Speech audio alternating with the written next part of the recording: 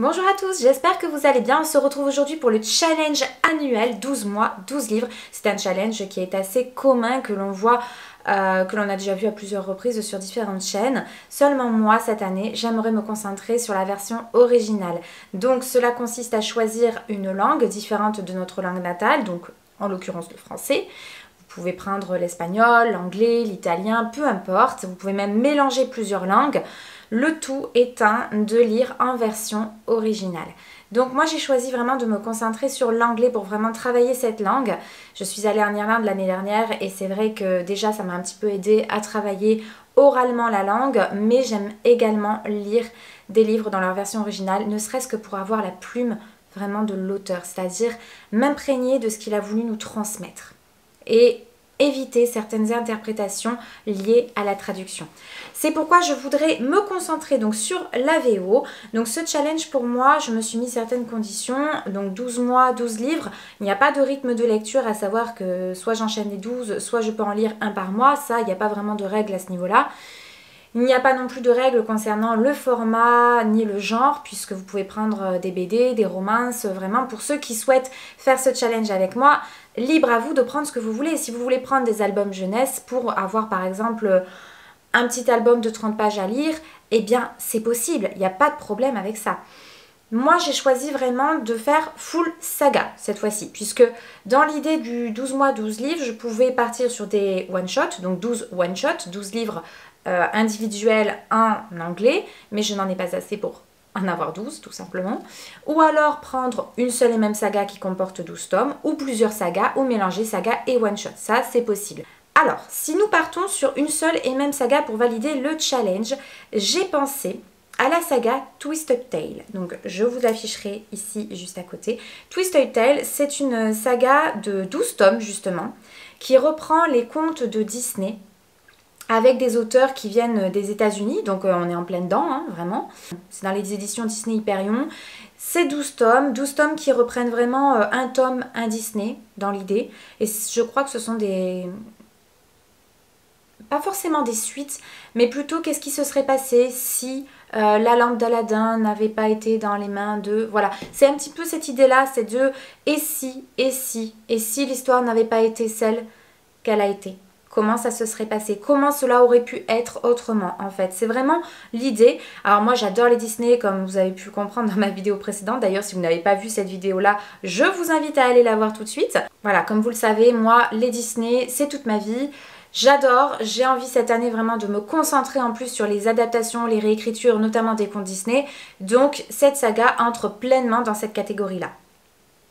Elle a été écrite par plusieurs auteurs, dont Liz Braswell, Elizabeth Lim et Jen Kalonita, qui, comme je vous le disais, sont toutes des États-Unis. Donc, voilà, au niveau de la langue, on est vraiment dans la version originale et je pense que ça peut être abordable du fait de la thématique. Il est vrai que vous allez voir, la plupart des sagas que j'ai choisies sont dans le domaine du fantastique, du féerique, du merveilleux. Pourquoi ce choix ? J'ai choisi de partir sur ce genre-là dans le sens où pour moi, à partir du moment où j'arrive, quand je lis un livre en anglais, à m'imaginer l'univers de l'auteur, à vraiment partir, être en pleine immersion du monde qu'il a inventé et qu'il essaye de nous transmettre au travers des descriptions, c'est pour moi le signe que j'arrive à passer un cap dans ma lecture et que je ne suis plus dans, vous savez, la traduction studieuse telle qu'elle. Vraiment le translate français-anglais et point barre et vraiment dans sa version la plus studieuse possible. Non, là il y a de la créativité, il y a mon imaginaire qui part et donc pour moi c'est vraiment le signe que je suis vraiment en train de lire.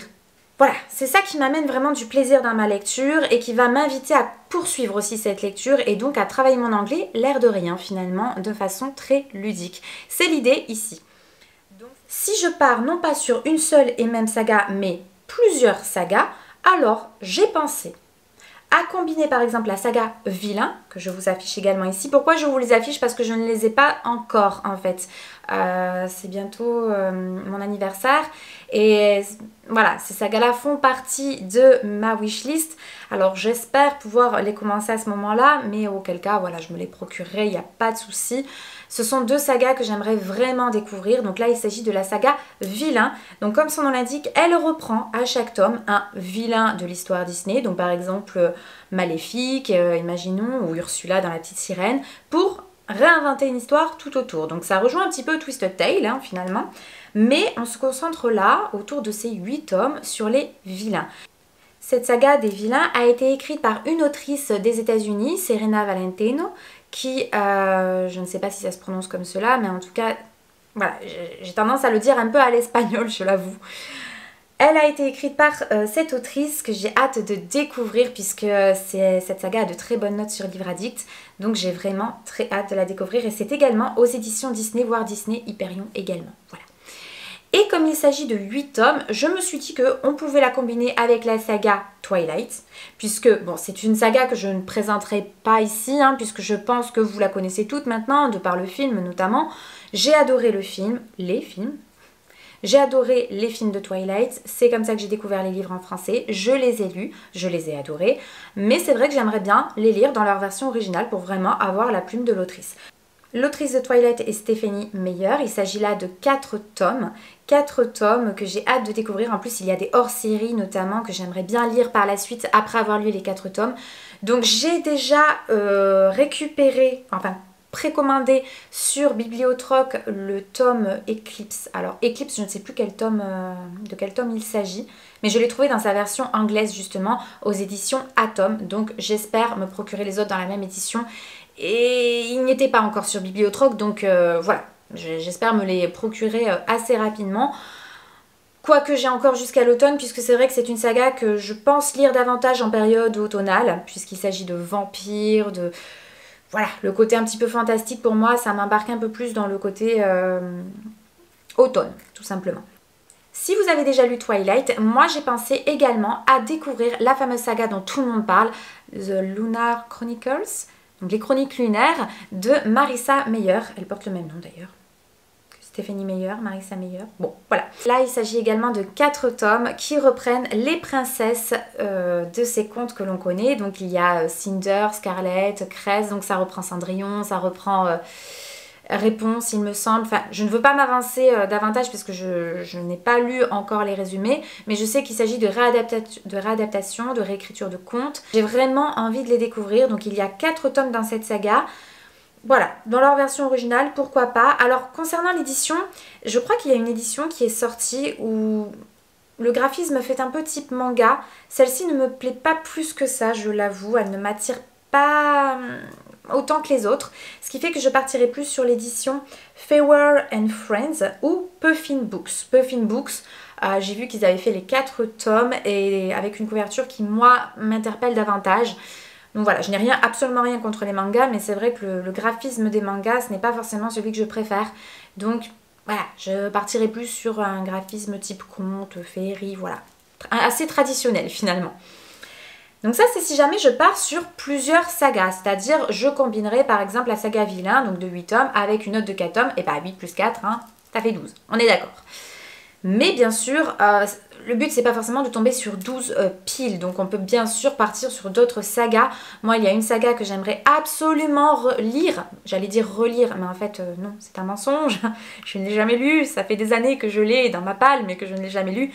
Et sans surprise, il s'agit de la saga Harry Potter de J.K. Rowling. La saga Harry Potter de J.K. Rowling dans l'édition Bloomsbury. Parce que c'est l'édition qui, parmi toutes celles qui existent, bah désolée, c'est celle que je préfère. Voilà.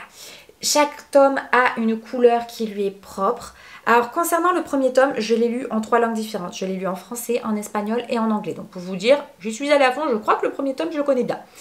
Mais j'avoue qu'en français, quand j'étais petite, je n'ai lu que les 3 premiers.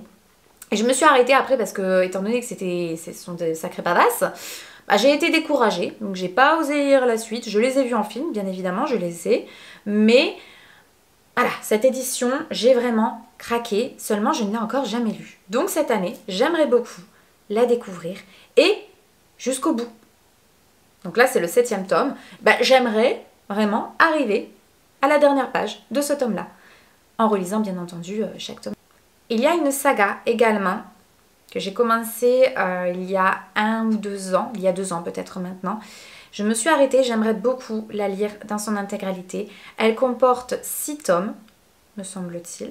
Elle a été écrite par Chris Colfer. Il s'agit de The Land of Stories. The Land of Stories où Oh, Le Pays des Contes dans sa version française. Le Pays des Contes, donc il y a 6 tomes de mémoire. Il a été écrit par Chris Colfer. Ici, ce sont les éditions Atom. Et j'aimerais bien me procurer les autres dans la même édition. Donc j'ai le tome 2.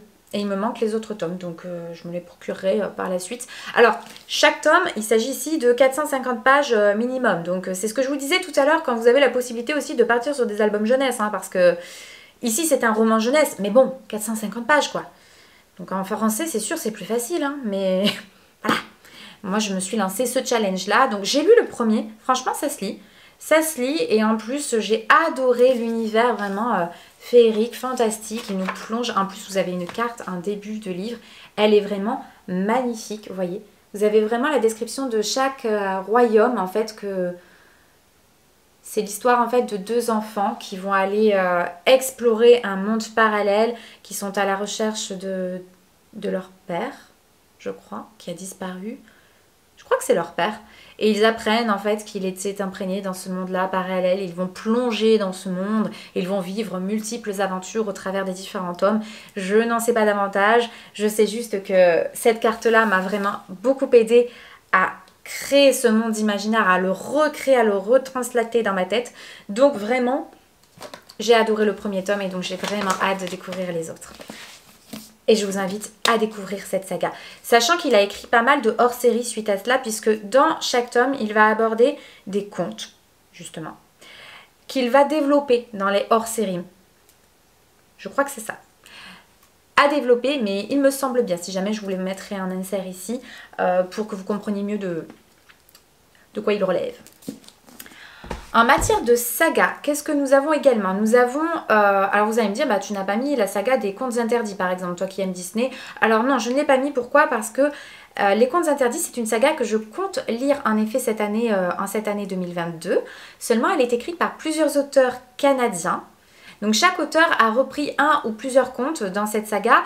Et c'est en français, donc c'est pourquoi elle n'est pas dans cette vidéo, mais bien sûr c'est une saga que je compte absolument découvrir cette année, puisqu'elle reprend les thématiques des contes et des contes Disney, donc forcément ça m'interpelle, bien évidemment. Il y a d'autres sagas que j'aurais pu inclure également dans cette vidéo, notamment les Disney Chills. Les Disney Chills, c'est en 5 tomes. C'est aux éditions Disney Hyperion également, je vous le mettrai ici. Et c'est écrit par Vera Strange également, qui vient des États-Unis. Donc ça peut très bien également rentrer dans cette vidéo et dans ces catégories-là. Il y a Dangerous Secrets aussi. Donc moi j'ai repéré 2 tomes dans cette saga, donc c'est pas énorme, mais écrit par Disney Press. Donc le premier reprend l'histoire de la Reine des Neiges et le second Maleficence. Donc ça m'échappe. Maléfique, pardon. Maléfique dans La Belle au Bois dormant. Donc c'est le 2e tome, donc forcément ça m'attire également. C'est écrit en anglais par le premier Marie... Alors je me les suis écrit à côté parce que je ne pouvais pas retenir par cœur leur nom, mais Marie Mancusi et Holly Black, qui sont toutes deux des États-Unis. Donc pareil, elle aurait pu entrer dans cette catégorie-là et j'espère les lire également. Bien entendu, comme je vous disais, vous pouvez combiner saga et one-shot, puisque vous l'avez peut-être vu dans ma première vidéo, La Palle de l'hiver. Je vous ai présenté également des livres en version originale, notamment Breadcrumbs de Anne Ursu, qui est La forêt des cœurs glacés, qui est une reprise potentielle de La Reine des Neiges, mais je ne suis vraiment pas sûre, puisqu'on parle de Château des Glaces, etc. Mais bon, c'est vraiment pas sûr. C'est peut-être une adaptation, une inspiration de contes traditionnels, mais ensuite on s'évade vers un ailleurs. Voilà, c'est un livre que j'aimerais beaucoup lire cette année. En ce qui concerne les one-shots dont je vous ai parlé, tels Les Souliers de Noël par exemple, ou The Hajj Holiday, si jamais je ne les ai pas tous lus cet hiver, challenge annuel, donc ça veut dire qui dit année dit que Noël va revenir, donc forcément... S'il y a des lectures de Noël que je n'ai pas eu le temps de faire là, ici, puisque après Noël, j'ai un peu plus de mal à lire des lectures de Noël. Là, je suis en plein dedans, vous allez me dire, avec Clarisse Sabar. Seulement, c'est une des dernières que je vais lire, je pense, puisque après, vraiment, on va trop s'éloigner de Noël et j'aurai davantage de mal à me mettre dans le contexte. Mais Noël va bien sûr revenir, donc ce que je n'aurais pas pu lire là, fin 2021, je les lirai fin 2022. Voilà, et ça rentrera dans le challenge également. J'espère que cette vidéo vous a plu et que vous aurez pu trouver l'inspiration pour quelques lectures dans leur version originale ou dans leur version traduite, il n'y a pas de souci. N'hésitez pas à me faire part de vos propres lectures dans leur version originale, voire des sagas que je n'aurais pas abordées ici et que je ne connais peut-être pas, ce qui est fort possible vu tout ce qui existe. Je voudrais remercier certaines personnes qui m'encouragent au quotidien, que ce soit sur Instagram. Je vous laisse d'ailleurs mon lien Instagram en notification ici, enfin quelque part. Ma chaîne Instagram, n'hésitez pas à m'y rejoindre, j'y suis présente presque quotidiennement, donc n'hésitez pas à partager avec moi en commentaire vos lectures, vos idées également, vos souhaits concernant mes prochaines vidéos. N'hésitez pas à vous abonner à ma chaîne si vous ne l'êtes pas encore, qu'attendez-vous? Ça me soutient extraordinairement, mais c'est important pour moi parce que vous imaginez même pas le soutien que ça m'apporte vraiment au quotidien. Je voudrais remercier notamment certaines personnes qui m'ont mis dans leur story Instagram. Je ne savais même pas que c'était possible sur le... Vous savez, je découvre moi les fonctionnalités Instagram comme YouTube et je reçois des messages, parfois un message privé, là je vois telle personne vous a mis dans sa story. Ça m'a tellement touchée, vraiment, merci beaucoup, merci à toi si tu vois cette vidéo, merci beaucoup. Ça me fait un bien fou, ça me soutient énormément et vraiment ça me montre aussi que vous appréciez pouvoir échanger avec moi, donc merci. Je vous retrouve très vite pour une prochaine vidéo en espérant vous retrouver en forme. Je vous souhaite une très belle semaine, un très beau week-end, un très beau mois de janvier et puis je vous dis à très bientôt, très vite. Ciao!